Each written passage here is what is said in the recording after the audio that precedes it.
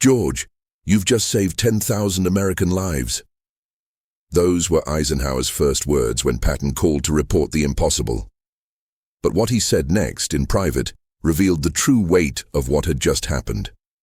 December 1944, the Battle of the Bulge, Hitler's final gamble to split the Allied forces. And in the middle of the chaos, the 101st Airborne Division was surrounded at Bastogne, isolated, outnumbered 3-1, running out of ammunition, medical supplies, and time. German tanks were closing in. The weather was so brutal that air support couldn't fly. Every general said the rescue was impossible. Every general except one man who refused to believe it. This is the moment when Eisenhower realized that Patton might be the only commander capable of pulling off a miracle, and the words he spoke when Patton actually did it. A story of desperate odds, impossible orders, and the conversation that changed everything.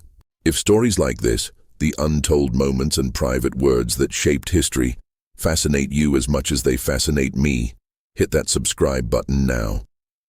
We're diving deep into the most incredible human moments of World War II, and you won't want to miss what comes next. December 19, 1944, Supreme Headquarters, Allied Expeditionary Force.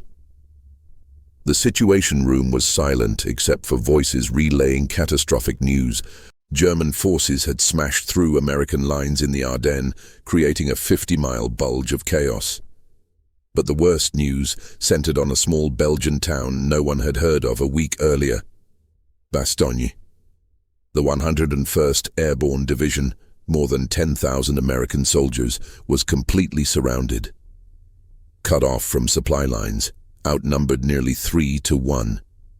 And the weather had grounded all Allied aircraft, meaning no resupply, no air support, nothing.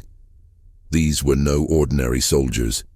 They were the Screaming Eagles, the men who had jumped into Normandy on D-Day, who had fought in Operation Market Garden, the most elite paratroopers the United States had.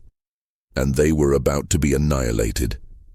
Eisenhower stood before the map, his face drawn from exhaustion. He hadn't slept since the German offensive began. "How long can they hold?" he asked. The intelligence officer hesitated. "Sir, realistically, 4 or 5 days. Maybe a week if they're lucky. After that, they'll be out of ammunition. The Germans will overrun them." Eisenhower's jaw tightened. Losing an entire airborne division would be a military catastrophe. Worse still, it would be a psychological disaster. If these legendary soldiers were wiped out at Bastogne, the blow to Allied morale would be devastating. "What are our options for a rescue?" Eisenhower demanded. His staff laid out the grim reality. British forces under Montgomery were tied down, holding the northern shoulder of the Bulge. Other American units were locked in desperate defensive battles. No one had the strength or the position to launch an immediate rescue. No one, except the Third Army, currently fighting 100 miles to the south in the Saar region. That meant Patton. It always came back to Patton. Eisenhower had spent years managing George S. Patton, his brilliance, his ego, his controversies, his insubordination. Their relationship was exhausting. But now, staring at the map, showing 10,000 Americans surrounded, Eisenhower realized something uncomfortable. Patton might be the only general capable of executing the impossible maneuver required to save them. "Get me Patton," Eisenhower ordered. "Tell him we need him in Verdun tomorrow for an emergency conference, and tell him to bring plans for offensive operations. He'll know what that means." After his staff left, Eisenhower remained alone. His aide, Harry Butcher, later recorded that Eisenhower whispered to himself, "George, for once in this damn war, do exactly what I need you to do. Those paratroopers are counting on you. America is counting on you. I'm counting on you. Don't let me down." December 19th, 1944. The meeting at Verdun has become legendary, but what's often overlooked is Eisenhower's reaction, his words, and the weight of the decision he made that day. The atmosphere was tense. Eisenhower opened by saying, The present situation must be regarded as one of opportunity for us and not disaster. He was trying to project confidence, but everyone knew this was the worst crisis the Allies had faced since D-Day. Then Eisenhower turned to the assembled generals. I want you to think about this. Really think before answering. How quickly can we mount a relief operation to reach Bastogne? Most generals began calculating logistics, supply lines, troop availability. Then Patton spoke. I can attack on the 22nd with 3 divisions. Silence. Other generals exchanged glances. Was Patton serious or bragging? Breaking off from active combat, pivoting 90 degrees, moving over 100 miles in winter conditions, and launching a coordinated attack within 72 hours was beyond anything attempted in modern warfare. Eisenhower locked eyes with Patton. His reply, recorded by multiple witnesses, was calm and deadly serious. George, I'm not asking for optimism. I'm not asking what might be theoretically possible. I'm asking what you can really, genuinely do. The lives of 10,000 American soldiers depend on your answer. The men of the 101st Airborne are surrounded, outnumbered, running out of everything. If you say you'll be there and you're not, they die. All of them. So I'll ask again. Can you attack on December 22nd? Patton didn't hesitate. Ike, I already have 3 plans prepared. My staff anticipated this meeting. We've war-gamed the contingencies. On December 22nd, my 4th Armored Division will attack north toward Bastogne. This is not a promise, it's a fact. Eisenhower studied Patton's face, searching for the usual bravado, exaggeration, or bluster. Instead, he saw cold certainty. Patton had truly prepared for this before the meeting. That level of foresight impressed even Eisenhower. Very well, George. You have your mission. Relieve Bastogne. You have full operational freedom to execute as you see fit. Then Eisenhower leaned forward, his voice dropping to a tone his staff rarely heard. But understand this.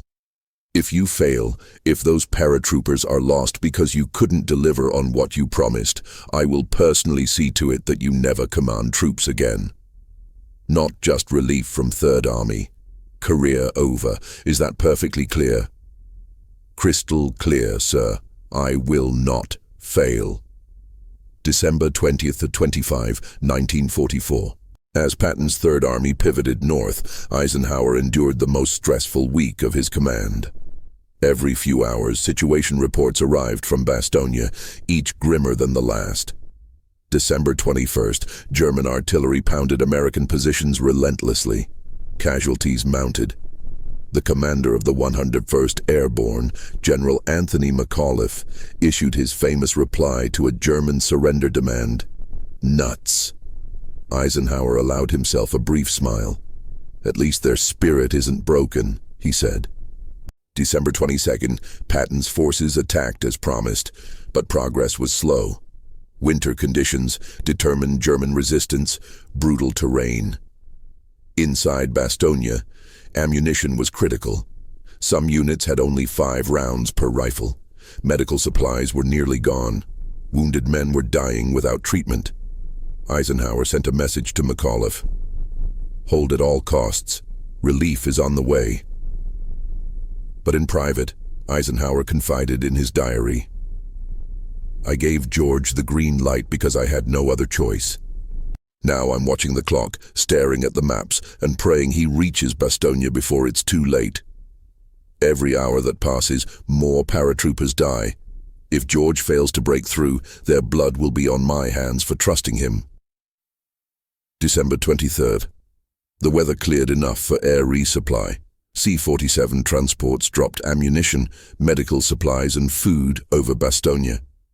It bought time, but not much. German attacks intensified. The perimeter shrank. Close-quarters combat raged in the streets. Eisenhower sent an urgent message to Patton. George, I need maximum effort. The 101st can't hold much longer. Whatever you're doing, do it faster. December 24th. Christmas Eve. Eisenhower spent the afternoon in his office, unable to rest. Staff officers noted he looked 10 years older than a week earlier. Reports showed the Third Army still miles from Bastogne. At the current pace, they might not make it in time. Eisenhower drafted messages to the families of the 101st, letters he would send if the paratroopers were lost. His aide found him late that night, surrounded by unfinished condolence letters. Eisenhower looked up and said simply, "I hope I don't have to send these." December 25th, Christmas Day, still no breakthrough. Time was running out. December 26th, 1944. 4:50 p.m. The phone rang. Eisenhower's aide answered, listened, and went pale. "Sir, it's General Patton. He says it's urgent." Eisenhower grabbed the phone. "George?" "Ike, we made it. The 4th Armored made contact with the 101st at 1650 hours. The corridor is narrow, but it's open. We're pushing supplies and reinforcements now. Bastogne is relieved." For several seconds, Eisenhower couldn't speak. His hand clenched the phone so tightly, his knuckles turned white. Officers in the room watched as the tension drained from their Supreme Commander's face, shoulders sagging, eyes briefly closing. "George, say that again." "We reached Bastogne. The Screaming Eagles are safe. They're beat to hell, but they held. We made it in time." Eisenhower's voice broke with emotion. "George, thank God, thank you. You did it. You saved them." There was a pause. Patton, never comfortable with sentiment, replied bluntly, "Just doing my job, Ike. Those paratroopers did the real work. We just knocked on the door." "No, George, don't minimize this. You moved an army 90 degrees in a blizzard and smashed through German lines in 4 days. That's not just doing your job. That's why you're invaluable. Despite everything, all our conflicts. This is why." After hanging up, Eisenhower stood motionless for a moment. Then he turned to his staff. Witnesses recorded what happened next. His eyes were wet, tears he made no effort to hide. "Gentlemen," he said, "General Patton has just accomplished something I will remember for the rest of my life. He saved 10,000 American soldiers who were hours, maybe minutes, from annihilation. He did exactly what I asked when I asked it, against odds everyone said were impossible." Then came the words that defined both men. "George S. Patton is the most difficult subordinate I have ever commanded. He is also, without question, one of the finest battlefield commanders America has ever produced." That afternoon, Eisenhower sent Patton a personal telegram. "George, words cannot adequately express my gratitude and admiration for what Third Army has accomplished. You gave your word that you would be there. You kept that word. In doing so, you saved not only 10,000 soldiers, but possibly the entire Ardennes campaign. Well done hardly begins to cover it. This operation will be studied for generations as an example of operational excellence. I am proud to have you under my command. Ike." Later that night, Eisenhower's personal aide found him alone, staring at the map showing the narrow corridor to Bastogne. Eisenhower said quietly, 4 more hours. That's all George had. 4 more hours and the 101st would have been wiped out. He made it with 4 hours to spare. 4 hours between salvation and annihilation. In the days and years that followed, Eisenhower's assessment of what Patton achieved only deepened. To General Marshall, Army Chief of Staff, he wrote, "George Patton has just saved my command. Had Bastogne fallen with an entire Airborne Division lost, the psychological impact would have been catastrophic. Questions would have been raised about Allied strategy, American military competence, and my leadership. Patton prevented that disaster." In his diary, Eisenhower revealed the emotional toll. "I have spent years managing George Patton's ego, controversies, and insubordination. There were moments I wanted to fire him, moments I questioned whether he was worth it. Bastogne answered that question definitively. He is worth every frustration, every headache, every moment of anger. Because when it mattered most, when 10,000 American soldiers faced annihilation, George delivered. Not eventually, not with excuses. He delivered exactly when and how he promised. That is the definition of a great commander. Years later, in a 1964 interview, 2 years before his death, Eisenhower was asked about his most difficult command decisions. His answer: "Trusting George Patton to relieve Bastogne was agonizing. I was gambling everything, the lives of 10,000 paratroopers, the stability of our entire position, on a general who had proven difficult to manage.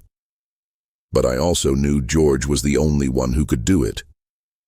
When he succeeded, when those paratroopers were saved, I felt relief and gratitude beyond anything I can describe.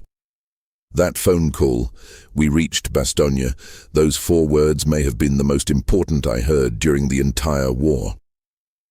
Eisenhower's final assessment, written in 1965, stands as the definitive testament. History will remember many generals of the Second World War, but few will be remembered for saving an entire division from annihilation through pure operational brilliance. That was George S. Patton at Bastogne. Whatever he was, difficult, controversial, flawed, he was also the man who refused to accept that those paratroopers were doomed. He promised to save them, and he did. The relief of Bastogne was more than a military operation. It was the moment Eisenhower realized that genius, no matter how difficult to manage, is worth every frustration when it delivers miracles. Because sometimes the hardest people to work with are the ones who accomplish the impossible. If this story of impossible odds, desperate decisions, and the words that defined legends moved you, subscribe to the channel now. We're bringing you the untold moments, private conversations, and human drama behind the greatest battles in history. Turn on notifications, leave a comment about what true leadership means to you, and share this with anyone who needs to hear what's possible when someone refuses to accept defeat. Thank you for watching, and remember, sometimes the most difficult people are the ones who achieve the extraordinary.